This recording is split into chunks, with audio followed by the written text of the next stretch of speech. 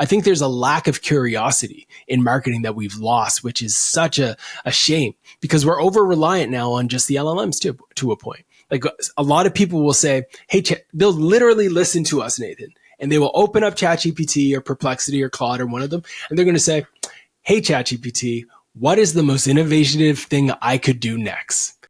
Welcome to Insights Unlocked, an original podcast from UserTesting, where we bring you candid conversations and stories with the thinkers, doers, and builders behind some of the most successful digital products and experiences in the world, from concept to execution.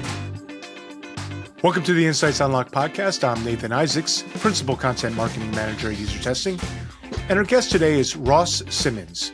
Ross is the founder and CEO of Foundation, a B2B content agency behind some of the smartest distribution strategies on the internet. Ross is a globally recognized speaker, writer, and marketer known for helping brands experiment boldly, think deeply about their audiences, and turn insights into action. Welcome to the show, Ross. Thanks for having me, Nathan. Ross, you've built a reputation as one of the go-to voices in B2B content and distribution. But take us back. What was the spark that got you into content marketing, tech, and experimentation in the first place?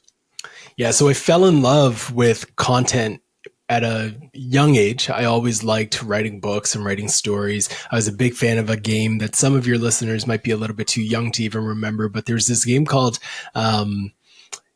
Ages of the Empire. And with Ages of the Empire, I loved the idea of history and I fell in love with it. And I started to write my own books on this concept of history and things like that. But fast forward, I kept writing. I loved writing for a very long time. When I was in university, I started a fantasy football blog. And I was writing this fantasy football blog, and living in Nova Scotia, there's not a lot of fantasy football guys. Like the idea of connecting with people who are in New York and California, writing about the sports, it just seemed like a dream, so to speak.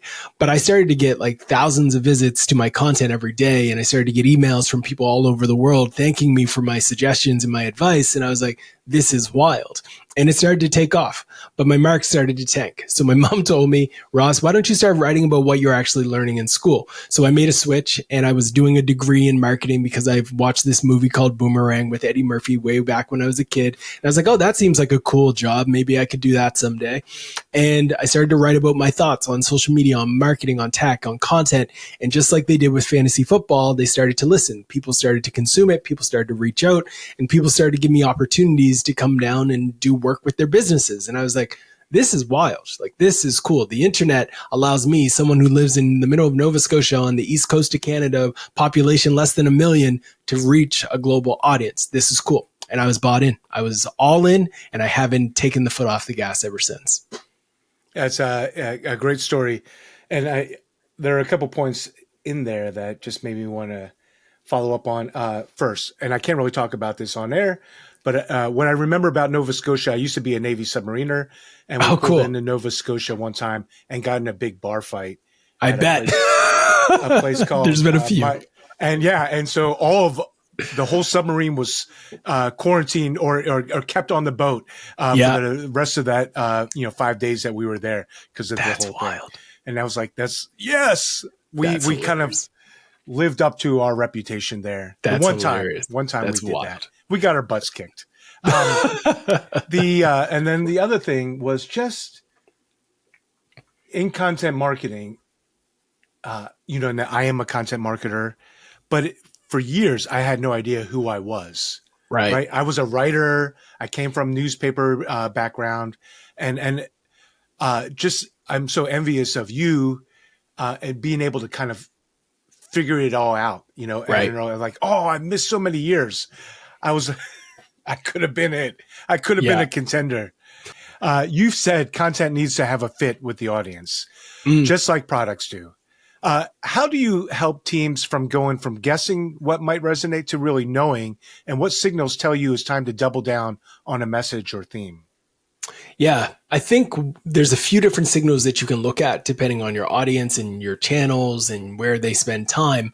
And you can look for a couple of things that just indicate human interest. So on Reddit, which is one of my favorite platforms, upvotes is a clear signal that this has content market fit. People are voting it up, saying that they like it, they're interested, they're engaged with that. That's a very clear signal that this is resonating with an audience. If you go into these channels like Reddit and you sort content by top posts, you'll see what the most popular content is within a community. So whether you're talking to a subreddit that I browse often called Daddit, so our Daddit, which is just like dads on Reddit talking, if you sort that content by top posts, you're going to be able to analyze and understand what dads want, what content dads care about. If you go into a subreddit like our writing, you can sort that content by top posts and you can see what writers care about. That's the content that is at the top when you sort it by top posts. The most upvotes, the most comments, those are signals. Those are just some things. On X, you can look at what content is generating the most retweets. In a forum, you can look at what content generated the most comments. On Facebook, you can look at what generated the most likes. On TikTok, on Instagram, on YouTube, you can look at what content generated the most views. And now some of the meta properties are even showing you how many shares something had, which is one of the most valuable insights around content market fit. Because if people are sharing something, it means that they believe that there's something in this that they want other people to see. It might be that they believe that it's aligned with their own perception of themselves and they want to share that with others. They might want to share it because they think it's a value add to somebody else, or they might be sharing it just to like nurture that relationship. But sharing and being able to get data about sharing is super important as well. So there's a lot of different signals that you can consider for content market fit, but it ultimately comes down to understanding your audience, the channels that they're on, the stories that they resonate with, and then being able to go a little bit deeper to figure out like, okay, does this make sense for me and what stories I'm putting out there to the world? Do you think you have to kind of slow down to do something like that, right? I mean, there's such I feel it, and no one explicitly says it, and they say the opposite. They say the right things, but I feel this push that I have to kind of create a lot of content. I have to do this, and it doesn't feel like I have time. We sell AI on the fact that you can do it quickly, right? But what your suggestion is really like slowing down to go into all these forums and places like that. What are your thoughts? Yeah, I think you have to slow down to be able to move fast. So you slow down up front to figure out exactly what you should be doing, and then you approach it. I always tell my team, like, I'm a big fan of the meerkat. And the meerkat is an animal that it hustles hard when it's under the ground. When it's under the ground and it's going towards its destination, it's moving full speed ahead. But the beauty of a meerkat is that it always pops its head up to make sure that it's going in the right direction. So it will never just keep going and then bang its head on something. It's popping up to make sure it's going in the right direction. And that's what you need to do as a marketer or as a team who's trying to create great content for an audience. First, you need to stick your head up and think about, is this content actually aligned with our audience? Does it have content market fit? When you believe that you have validated that idea, then you go down, you start to create, you start to write, you start to record, you start to produce, and then you're shipping things. You're launching it, you're publishing it, you're letting the world and the market respond to the stories that you're telling. You're distributing them. You're starting to see whether or not they're resonating on certain channels. Then you stick your head up and you ask yourself, okay, for the last 3 months, 6 months, we've been producing, we've been shipping, we've been promoting. How did those land? Do we see any signals? Oh, this story resonated a lot. This is the thing that so many marketers don't do. They just keep going. They just keep creating. They don't look back and be like, oh, that one was a hit. Why? Oh, it was a hit because we had these few things that went on within it. So why aren't we replicating that in the future? But when we take that time to be like a meerkat and we stick our heads up and we look back and we realize that the greatest content that we produced was great for a reason, we can now take that reason and apply it to future content. So we have to slow down.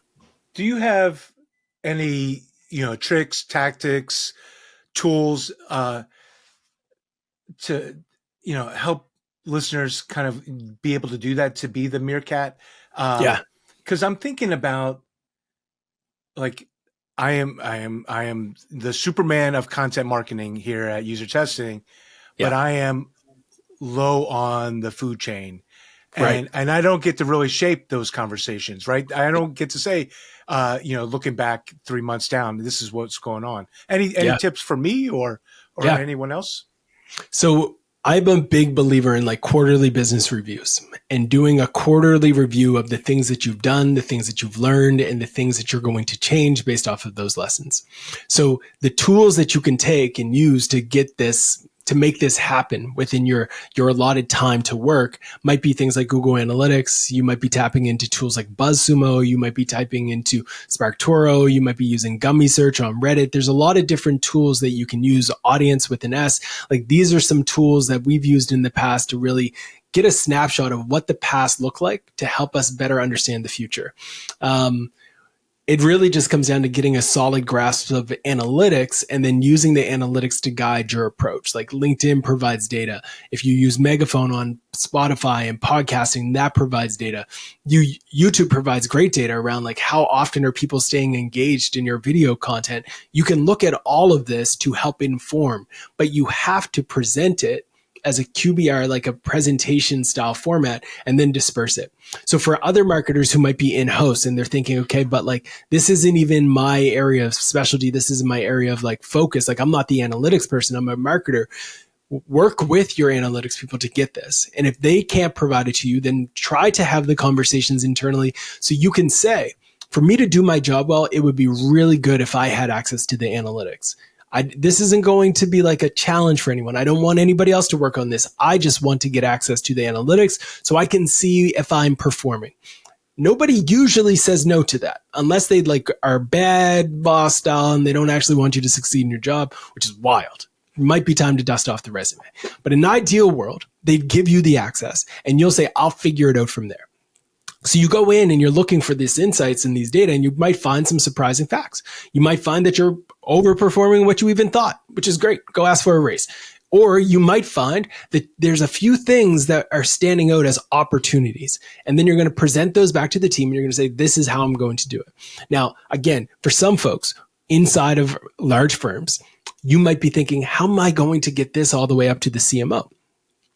Usually organizations have some places where everyone else communicates and indicates, or communicates and articulates like the wins, celebrations, things like that.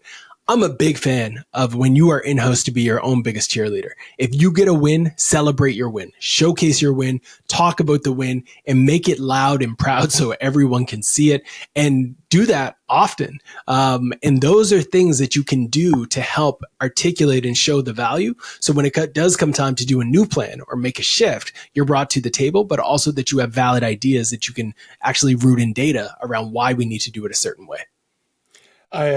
As you were sharing that, I was thinking back to grad school, and one of the things we talked about was just if you don't know what the right way to measure something is, just make an assumption, state your assumptions, right? And that way you, and as a writer, you may know this, giving somebody the first draft, they will point out all the things that they want to fix, right? And if you make your assumptions, I'm measuring this based on this, they'll say, no, that's not the way to do it. The way to do it would be to do this and get this report from Salesforce or whatever it might be. But they wouldn't have, they didn't have the time to show you how to do it themselves, but they can quickly point you in the right direction when you're going astray. And then, be your best promoter there, best marketer. I'm wondering, going back to mining Reddit or places like that, maybe using SparkToro to try and find those places where your audience is gathering. Can you talk us through like an example or anything like that where you were able to find something and definitely make that pivot? Yeah, so we have one partner and they sold to MSPs. So MSPs are the folks who are like helping out with all the IT stuff, so to speak. And there's a massive subreddit on there called reddit.com/r/MSPs. And we sorted the content by top posts, and we found that one of the top most commented, most upvoted posts was from a few years ago. And it was this asset where someone took all of the different solutions. They created this master list of all of the pieces. We started to click the links within it, and they were 404s. Some of the businesses were no longer available. We were like, opportunity. This is a massive opportunity. Clearly, this community wants this type of content, because 4 years ago, they all went nuts when somebody uploaded this resource. So you know what we're going to do? We're going to go back into this community and we're going to give them the exact same resource, except modernize it for today's age with links that work, and maybe even spice it up a bit by giving people a little bit more detail. We put it in and it goes to the moon. The same thing happened with another partner that was in the NGO space. They didn't even realize that they were going viral on Reddit every single year. They had one landing page on their website, and every year it was going viral. It was going viral in this subreddit called reddit.com/r/TIL. Today I learned. So people were going to this page and they were learning this unique fact about this government organization, and they were raving about it, talking about how they're so excited that they learned this. And we were like, you folks realize that this page generates in one day more visits than your site has probably generated every year, and it's gone viral multiple times. They're like, what does that mean? So we're like, okay, here's what we're going to do. We're going to create an entire campaign around this concept, and I guarantee you, and this is where I can actually get very confident. Some people say you can't guarantee virality, but you kind of can if it's already gone viral before. That's why Disney keeps rolling out new Lion Kings. They know it's going to work because it worked before. If humans like Lion King in the past, they're going to like Lion King in the future. If humans like Pocahontas, they're going to like Avatar. They're the same story, just blue people. This is consistently the way that storytelling works. But like Shakespeare and Hamlet completely ripped off from Disney ripped off all of that stuff. Either way, I don't need to go down that tangent. But if we took that piece, we created a campaign about it, a more in-depth infographic visual, we get someone to upload it to Reddit. Today I learned. Most traffic they ever seen. You can find these stories, replicate them, give them back to people with additional value, and it just always, I don't want to say always because it's 99.9, but sometimes it works, and it works really well. I just want to add on, I talked with for a different podcast many years ago with Larry Kim from WordStream, and he would call that if you have a unicorn, make baby unicorns, right? That's cool. And it was all about making baby unicorns, which sounded provocative, and that's why I remember it. But it's the same idea, you use 100%. What's worked and just rinse and repeat. That's it. What have you seen work when it comes to helping marketing teams shift from playing it safe to actually learning out loud, especially when that learning involves real customer feedback? Yeah, I think the biggest lesson would be always bring data to the conversation and use the data to guide the path ahead. It's easy to kind of get caught up in let's do the same thing over and over again. But if you see data that demonstrates the industry might be changing, that demonstrates that your audience's behavior is changing, then you need to change too. It was a few years back when I first started to go out to events and marketing conferences and tell people hey, you're probably sleeping on this website called reddit.com. You're sleeping on this site called Quora. You're sleeping on LinkedIn as a publishing channel, on Medium, on all of these sites. And you fast forward to today and everyone's trying to build a strategy because the LLMs are now scraping these sites. Well, wouldn't it have been great if you listened back then, right? I think for a lot of organizations, the key is to try to find a balance between the cash cows and the experiments. And if you can do that, you will be okay. You will be okay. But most folks just exclusively focus on the cash cows. They don't provide their teams with any room to experiment. They don't provide their teams with any room to fail, to have mistakes, to have issues. And that's where it all goes wrong. You need to be okay with experimenting, because when you experiment, you'll find something before everybody else. And when you find something before everybody else, guess what you have? You have a competitive advantage, because you can milk that with low competitor saturation for a longer period of time than your competition can, because they won't be there. And when they do figure out that you've been excellent there, they're going to be watching you, trying to figure out what you are doing while you're already innovating on the next thing. So my message to folks would be to find organizations that, one, are willing to experiment with new channels, two, try to be the person who brings the experimentation to these organizations, and that's how you win. Yeah, I was just going to ask that question, and I think you answered it already. But it was like, right, great advice about Reddit, great advice about Quora, but everyone's doing it now. How do you find the new blue ocean? And that's your point.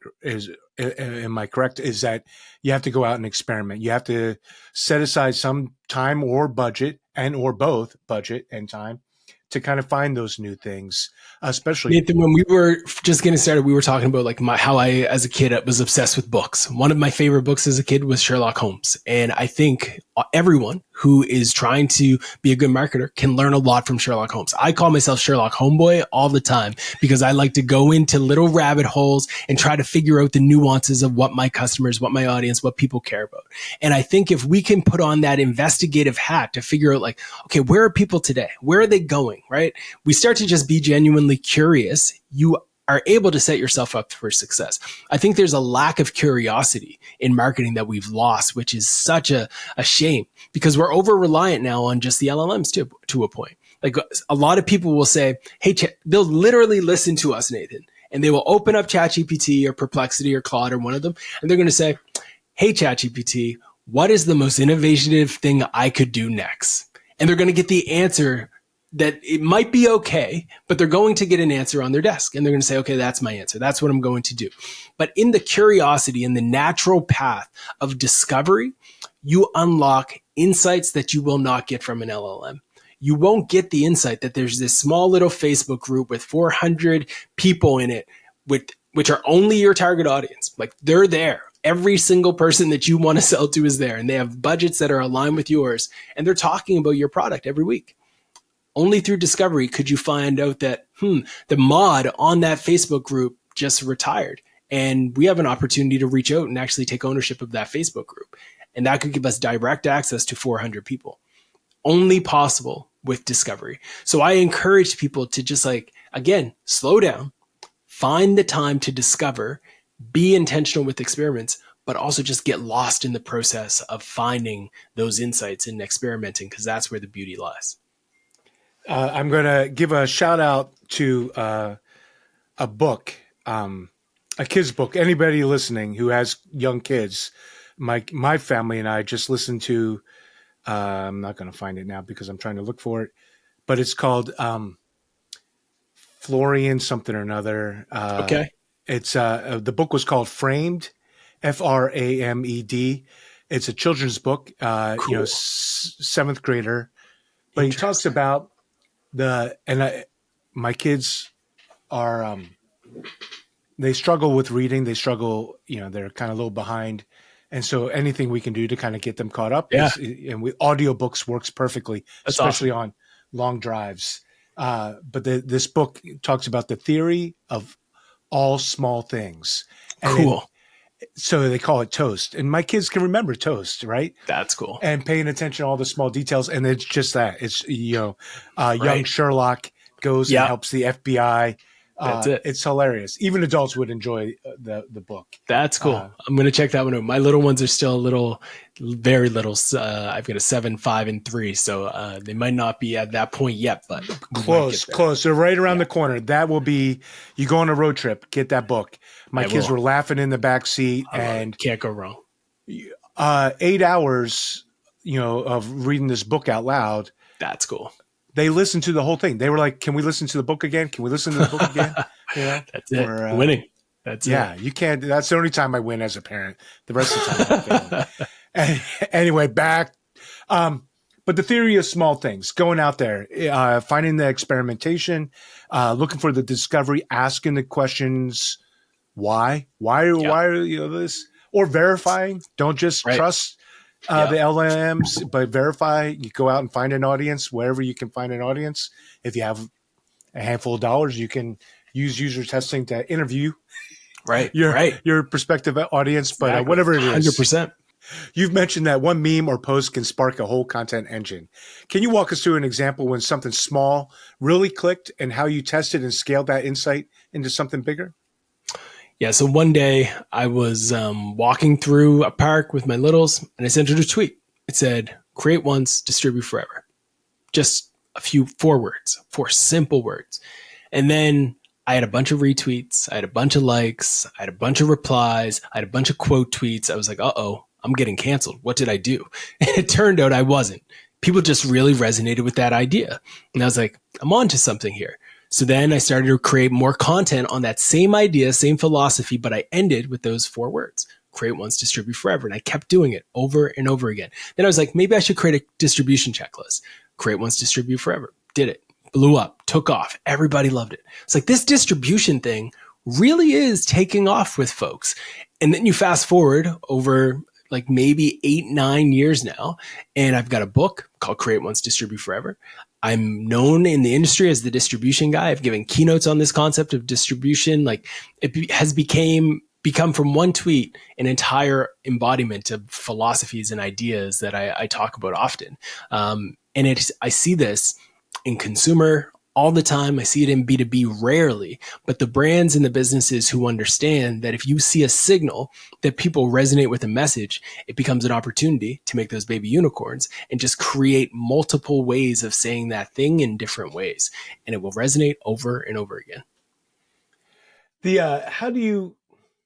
There's going to be resistance to that. If you're thinking in an enterprise, I love all my coworkers, but I can even know the ones that are going to be like, oh, that's not how I need my thing. How do you address that? How do you talk to those kind of folks? You can have more than one thing. Mm-hmm. That's the key. You don't need just one thing. You can have one overarching business brand and message and voice. And then from there, you have different stories that all scale up to the bigger message and the bigger vision and the bigger overcoming like story and masterpiece, so to speak. When you think of a good film, they don't just have one joke. They have multiple jokes that make up the entire embodiment of the film. You don't look at a brand like Nike and think, oh, when they are speaking to this audience, they have to say it the exact same way that they do another. No, the wrestlers are going to get a very different message and voice than the golfers. And the golfers are going to get a very different message than the runners. Everyone has a different story that they're going to resonate with. Sure, Just Do It might be at the top, but the message is going to be different. And the same thing needs to be done in business. A marketer is going to hear and need to understand something very differently than a salesperson. And a salesperson should probably hear something very differently, maybe connected to commission, than the CEO, the executives, the founders, the leaders. Those people all have different messages that should be wrapped with one holistic story. And when you do that, again, you're able to have multiple stories, multiple angles, and they just resonate with different groups. The create once, distribute forever message resonates very closely and connects deeply with so many of my audience in the content and the marketing space. Then I have the lane in a story that I talk about often, which is that content is more like investing than most people think. CFOs love it. CEOs love it. Boards love it. That is where they live. So there's different stories that you can tell over and over again that resonate with different groups and still achieve the same goal, which is going to be dictated by the overarching org. Excellent. We're just wrapping up our conversation. Is there anything I have not asked you that we should talk about? Let's talk about AI a bit. It's the one how thing. Did I not? Yeah. It's this thing that is showing up in all of our lives. Yes. Well, yeah. So tell me, what are your thoughts on AI and how we're using AI in marketing, content marketing? Going to the tagline, create once, distribute forever. Sort of using AI for that atomization. What are your thoughts? I think we're going through one of the most pivotal moments in every marketer's career. We can pretend that AI is not going to change all of our lives if you want to. I refuse to do so. I think it's a mistake to pretend that this thing is not going to fundamentally change the way that humans discover stories, brands, businesses. I think it's a mistake to assume that this is not something that all marketers should embrace to be more efficient, more productive, and maximize their time. If we can agree, or at least pretend to agree that we both agree that those are true, then the next step is how do you capitalize on it? When it comes to being an individual, do not be afraid to augment yourself with AI. You have to. You truly have to. If you're retiring next year, you don't have to. Do your thing. You're good. You've got the cuffs. You're chilling. But if you believe that you're going to be in this industry for 4 years, 5 years, 10 years, augment yourself. You 100% have to augment yourself. And I'm saying this because I want you to have a livelihood and I want you to survive and thrive in this industry. I think that we are going to continue to see more and more marketers let go. We always have been let go first, but we're going to see a lot of displacement in jobs. I'm not here to say whether or not that's good or bad. I'm just saying that's what's going to happen. And what I want you to do is to set yourself up for success. And the way that you do that is to augment yourself with AI. What does that mean? It means when you're producing content, maybe you do embrace the fact that AI should be a part of your workflow. Maybe you should use AI to help you find things faster, to write an email faster, to be more strategic, to bounce ideas off of something, to even review something and see things that you don't see. If you have a conversation, if you're a small agency or if you're a small business and you're having calls with prospects, take that call recording, upload it to AI and say, AI, what could I have done better to actually close that deal? And that will help you. That will probably help you. Or ask your team if you're allowed to record your call with your one-on-one, maybe your boss, your manager, and then ask ChatGPT or Perplexity, whatever tool you use, just be like, what is your feedback on how I could have showed up with a better executive presence on that call? Or how could I have been better at articulating this, which is what I wanted to communicate, but I don't think I did. And then it's going to coach you. And these little things are augmenting you to be able to be better. You would have traditionally had to spend years or thousands of dollars to get a personal coach, find that coach and get them to support you. Now you can do it in a matter of seconds. So my biggest piece of advice, folks, would be to augment yourself. There's never been a better time to do it. There's tools that you can use to go faster, be more efficient.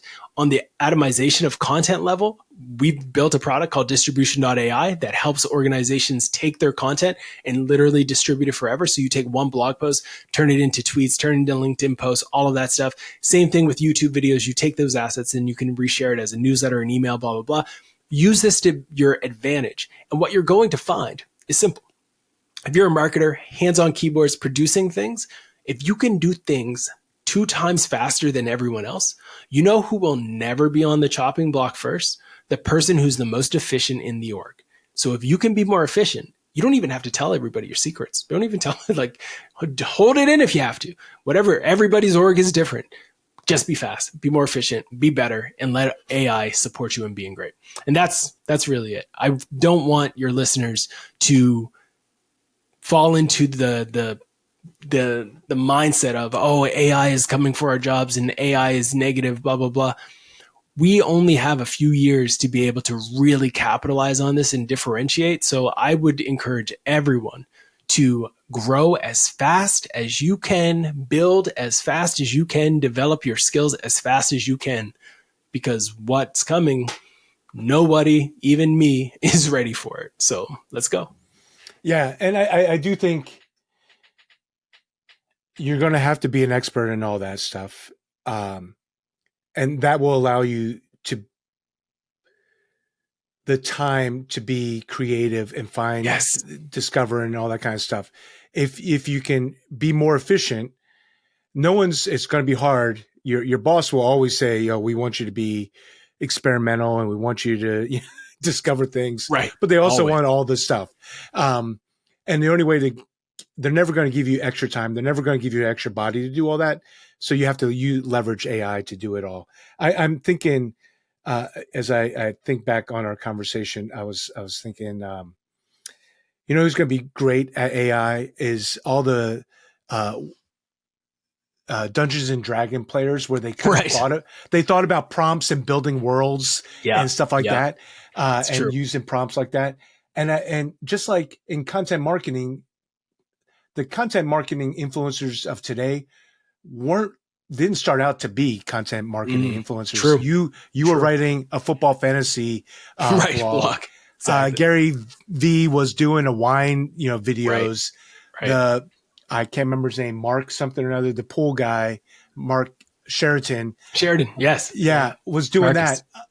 That. It just sort of happens. They just thought, let me play around. Let me keep doing this type of thing. Yeah. And they got to that point in time. I really appreciate our conversation. I love all your answers. I apologize for being a bad host. No, you were great, Nathan. Thank you so much for having me on. Appreciate it. How does someone learn more about you, your thought leadership, and the work you and the team are doing at Foundation? Yeah, you can definitely check us out at foundationinc.co. You can check out rosssimmons.com or even distribution.ai. I'm super easy to find on LinkedIn. Just find me, send me a connection request. My DMs are a chaotic mess, so just say that you heard me on the user testing show, and we'll connect there. Excellent. Thank you so much. Thanks, Nathan.